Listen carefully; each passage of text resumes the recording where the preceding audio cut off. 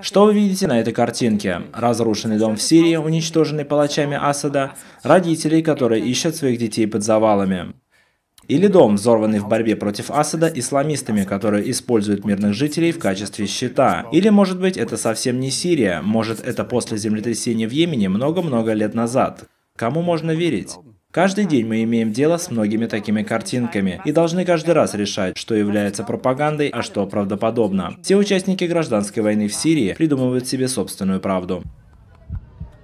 Была ли это в очередной раз газовая атака сирийского режима по мирным жителям, как это утверждает Запад? Или же это видео оппозиционных сил Думы инсценировка, фейк, как это называет Россия? Два разных взгляда и мировое сообщество, находящееся на спирали эскалации. Фактом является то, что в Сирии бушует первая такая война, о которой наружу выплескивается такое количество видеоинформации. Крик жертв войны о помощи или оружие пропаганды. 2016 года. Алеппо. Разбомбленный жилой дом. Видео оппозиции показывает, как отца семейства Мухаммеда Дакниша раненым спасают из его квартиры. Один из его сыновей погиб.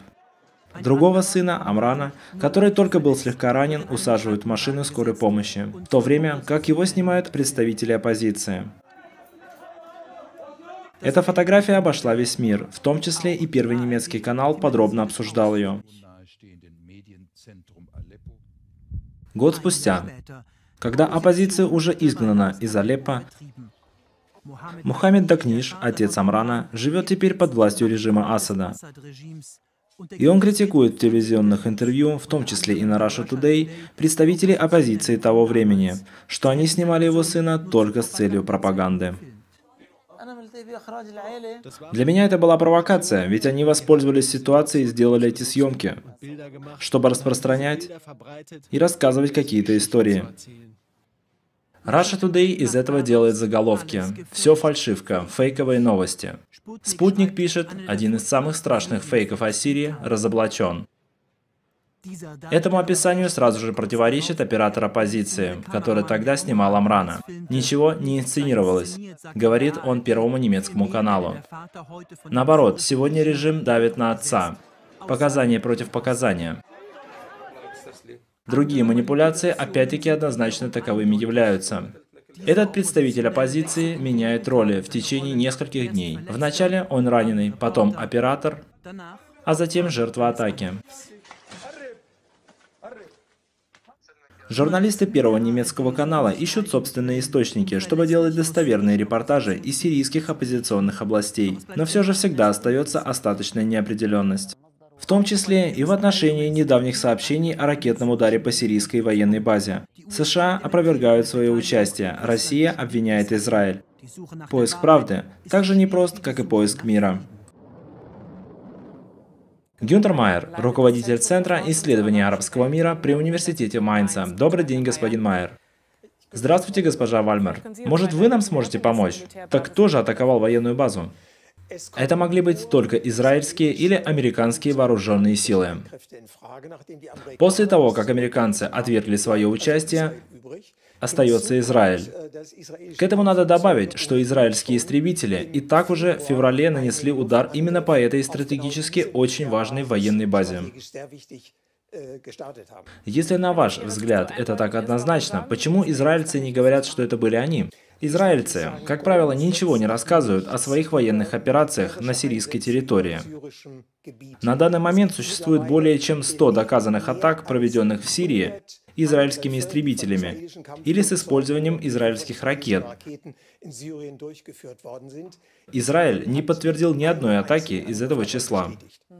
И снова этот вопрос, что является пропагандой, а что нет, как нам нужно интерпретировать картинки и послания. Мы часто видим картины жертв мирного населения, как нам с этим обходиться? Прежде всего, необходимо посмотреть, кто за это ответственен.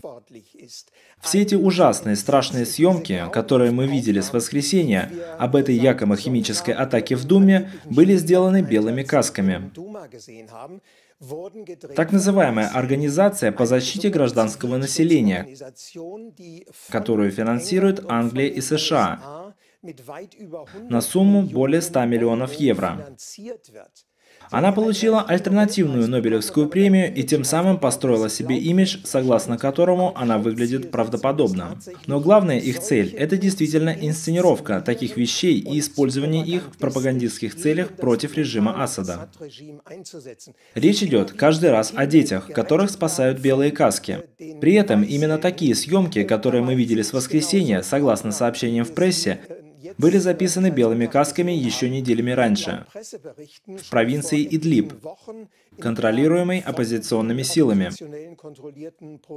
Таким образом, влияние картинок настолько огромно, что отключают разум, что больше не требуется логика, и что прежде всего больше не задаются вопросом, кто за это действительно ответственен. Господин Майер, что касается предполагаемого использования химического оружия в Думе, сейчас это предмет большого спора, прежде всего между США и Россией. Кому такая атака выгодна? Она совершенно невыгодна режиму, который точно знает, что если будет использовать химическое оружие, то это будет как раз тот момент, которого ждут США, которого ждет Трамп, для того, чтобы начать массовую военную операцию против режима. То есть, кто от этого исключительно выигрывает, это оппозиционные силы. И в прошлом у нас был целый ряд таких случаев, в которых оппозиционные силы целенаправленно именно так поступали. Проводили химическую атаку под ложным флагом, в которой затем обвиняли режим. И в настоящих условиях, когда Дума находится незадолго до сдачи, когда повстанцы уже готовятся покинуть территорию, использовать здесь химическое оружие – это абсолютная чушь. Это противоречит любой логике.